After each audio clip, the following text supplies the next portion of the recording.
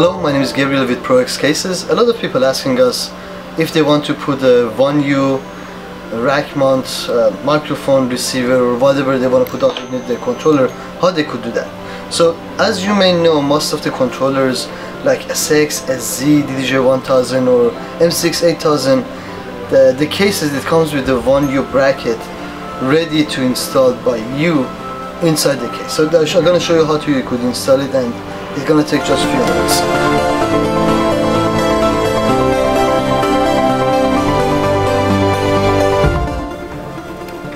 This video, just to make it a little bit faster, I'll just put one screw in here.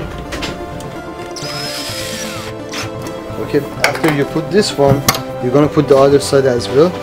Find it exactly the right center of the case. Then hold on to the screw.